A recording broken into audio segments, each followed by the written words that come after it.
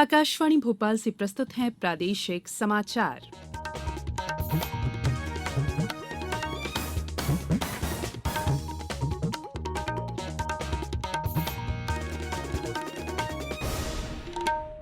नमस्कार, समाचारों के साथ मैं संयुक्ता बैनर्जी। सबसे पहले इस बुलेटिन के मुख्य समाचार। प्रधानमंत्री ने कहा, डेयरी क्षेत्र करोड़ों लोगों की आजीविका का एक प्रमुख स्रोत। प्रधानमंत्री के जन्मदिन 17 सितंबर से प्रदेश में चलाया जाएगा मुख्यमंत्री जनसेवा अभियान।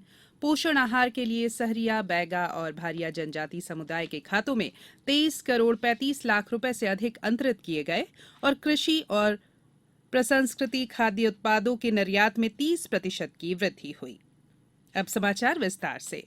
डेयरी क्षेत्र ग्रामीण अर्थव्यवस्था को गति देने के साथ साथ दुनिया भर के करोड़ों लोगों की आजीविका का एक प्रमुख स्रोत भी है। ये बात प्रधानमंत्री नरेंद्र मोदी ने दिल्ली के पास ग्रेटर नोएडा के इंडिया एक्सपो सेंटर और मार्ट में कल विश्व डेयरी सम्मेलन के उद्घाटन अवसर पर कही। उन्होंने कहा कि देश में डेयरी पशुओं के ताजा आंकड़ों का संकलन करने के लिए सबसे बड़ा डेटाबेस बनाया जा रहा है और डेयरी क्षेत्र से जुड़े प्रत्येक पशु को इससे जोड़ा जाएगा। प्रधानमंत्री ने कहा कि भारत का डेयरी क्षेत्र बड़े पैमाने पर उत्पादन की बजाय बड़े जन समूह द्वारा उत्पादन करने के लिए जाना जाता है। उन्होंने कहा कि प्रधानमंत्री ने डेयरी क्षेत्र में 75% योगदान नारी शक्ति का है। ये बात प्रधानमंत्री ने कही। डेयरी उत्पादन बढ़ाने के लिए देश में पशु आधार नामक बायोमेट्रिक प्रमाणीकरण की प्रौद्योगिकी विकसित की जा रही है। प्रधानमंत्री ने कहा कि 2025 तक डेयरी के सभी पशुओं को मुंह खुर रोग से बचाने के लिए टीका उपलब्ध करा दिया जाएगा। पोषण और आजीविका के लिए डेयरी विषय पर आयोजित एक सम्मेलन 15 सितंबर तक चलेगा। इसमें उद्योगपति, विशेषज्ञ, किसान और नीति नियोजक भाग ले रहे हैं। सम्मेलन में 50 देशों के लगभग 1,500 प्रतिनिधि भाग ले रहे हैं। प्रदेश का विधानसभा का मानसून सत्र आज से शुरू हो रहा है। सत्र 5 दिन का है। विधानसभा अध्यक्ष गिरीश गौतम ने सत्र को सुचारू रूप से चलाने के लिए कल सर्वदलीय बैठक की। सत्र से पहले मुख्य विपक्षी दल कांग्रेस ने भी अपने विधायक दल की बैठक की। विधानसभा का ये सत्र पहले 25 जुलाई से किया जाना था, लेकिन नगरीय निकाय चुनाव को देखते हुए सत्र आज से शुरू हो रहा है।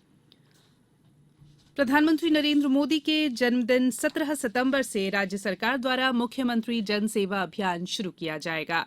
अभियान के तहत 31 अक्टूबर तक प्रदेश में केंद्र और राज्य सरकार की योजनाओं में पात्र व्यक्तियों को प्राथमिकता से लाभान्वित किया जाएगा। ये जानकारी राज्य के गृह मंत्री डॉ नरोत्तम मिश्रा ने अभियान के लिए गठित मंत्री समूह की अध्यक्षता करते हुए दी। उन्होंने अधिकारियों को फुल प्रूफ कार्य योजना बनाने के निर्देश दिए। उन्होंने कहा कि अभियान के सफल क्रियान्वयन में कोई भी कमी न रहने पाए। 100% पात्रताधारी व्यक्ति को केंद्र और राज्य सरकार की लोक कल्याणकारी योजनाओं का लाभ मिलना चाहिए। अपर मुख्य सचिव सामान्य प्रशासन विनोद कुमार ने बताया कि सभी कलेक्टर्स को योजना के प्रभावी क्रियान्वयन के निर्देश जारी कर दिए गए हैं। बैठक में अभियान के दौरान संचालित होने वाले गतिविधियों का डे बाय डे प्लान तैयार करने के निर्देश भी दिए गए। मंत्री समूह की बैठक 15 सितंबर को फिर से होगी। प्रधानमंत्री नरेंद्र मोदी ने 25 सितंबर को आकाशवाणी पर अपने मन की बात कार्यक्रम के लिए लोगों से विचार और सुझाव साझा करने का अनुरोध किया है।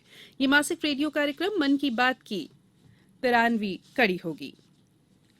एक ट्वीट में श्री मोदी ने कहा कि मन की बात कार्यक्रम देश भर से मिले विभिन्न सुझावों और विचारों से समृद्ध होता है और सामूहिक प्रयासों की प्रेरणा देता है, जिससे समाज में सकारात्मक बदलाव आए हैं। उन्होंने कहा कि वे इस महीने की कड़ी के लिए, जो कि 93वीं कड़ी है, लोगों से सुझाव प्राप्त करने के लिए उत्सुक हैं। लोग नमो ऐप या माई गॉव ओपन फोरम पर अपने विचार साझा कर सकते हैं। वे टोल फ्री नंबर 1800-11-7800 पर भी डायल कर प्रधानमंत्री के लिए अपना संदेश हिंदी या अंग्रेजी में रिकॉर्ड करा सकते हैं। फोन लाइन्स 23 सितंबर तक खुली रहेंगी। लोग 1922 पर मिस्ड कॉल भी दे सकते हैं और SMS लिंक प्राप्त होने पर सीधे प्रधानमंत्री को अपने सुझाव दे सकते हैं।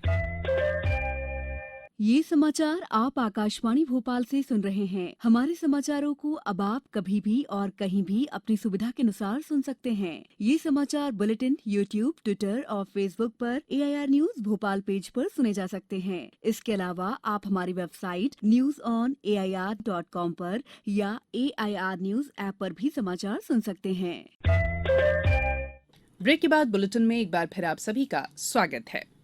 मुख्यमंत्री शिवराज सिंह चौहान ने आहार अनुदान योजना में पोषण भत्ते के रूप में विशेष पिछड़ी जनजाति सहरिया, बैगा और भारिया के 2,33,570 परिवार की महिला मुखियाओं के खातों में 23,35,70,000 रुपए सिंगल क्लिक से अंतरित किए। इन महिलाओं के व्यक्तिगत खातों में सितंबर की 1,000 रुपए की राशि अंतरित की गई। राशि अंतरण के अवसर पर आयोजित कार्यक्रम में उन्होंने कहा कि गरीबों के कल्याण के लिए सभी सुविधाएं उपलब्ध कराना सरकार की प्राथमिकता है। राज्य सरकार प्रतिबद्धता से कार्य करते हुए गरीबों के हित में अनेक योजनाएं चला रही हैं। जनजातीय कल्याण कार्य मंत्री मीना सिंह वर्चुअली इस कार्यक्रम में शामिल हुई। विभाग की प्रमुख सचिव डॉ पल्लवी जैन गोविल भी इस दौरान उपस्थित थी। मुख्यमंत्री श्री चौहान ने कहा कि विशेष पिछड़ी जनजाति सहरिया, बैगा और भारिया की बहनों का स्वास्थ्य ठीक रखने और पोषण के लिए है आहार अनुदान योजना वर्ष 2017 से शुरू की गई है। रेड क्रॉस का मूल काम रक्तदान के लिए अधिक से अधिक लोगों को प्रेरित कर रक्त का संकलन करना है। ये बात राज्यपाल मंगूभाई पटेल ने राजभवन में भारतीय रेड क्रॉस सोसाइटी राज्य शाखा भोपाल की समीक्षा बैठक में कही। उन्होंने कहा कि जूनियर रेड क्रॉस और युवा रेड क्रॉस को रक्तदान प्रयासों में सहयोग और वातावरण निर्माण के कार्यों से जोड़ा जाए। राज्यपाल ने कहा कि रेड क्रॉस की राज्य इकाई द्वारा जिला और उप शाखाओं की नियमित मॉनिटरिंग की जाए। शाखाओं द्वारा किए जा रहे कार्यों का मासिक प्रगति प्रतिवेदन राज्य स्तर पर संकलित किया जाए।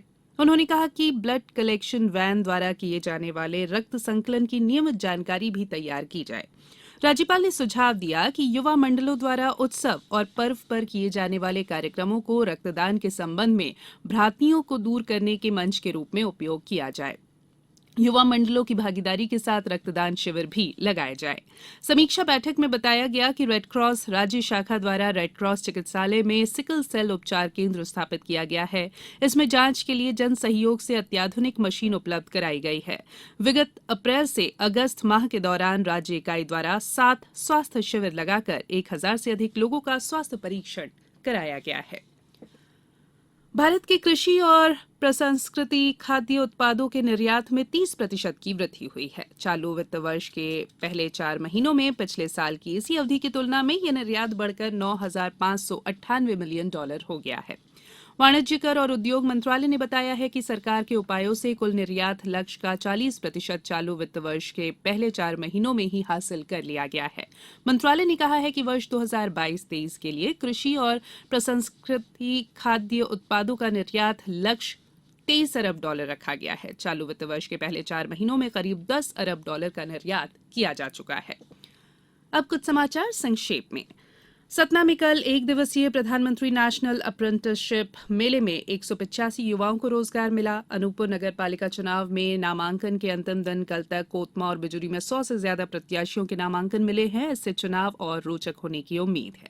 बैतूल में नगर पालिका सारनी, नगर परिषद आठनेर और चिचौली में नगरीय निकाय आम निर्वाचन शांतिपूर्ण और निष्पक्ष संपन्न कराने के लिए जिला स्तर पर संयुक्त कलेक्टर भवन कार्यालय में नियंत्रण कक्ष स्थापित किया गया है।